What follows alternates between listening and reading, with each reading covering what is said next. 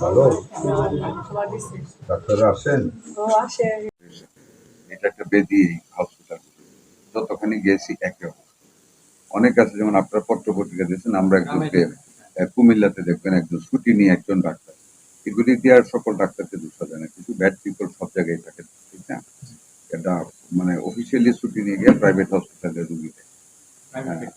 তারপর শরীয়তপুরে দেখবেন যাকে আমরা মানে তার লাইসেন্স সাসপেন্ড করেছি, কিছু লোক খারাপ করে।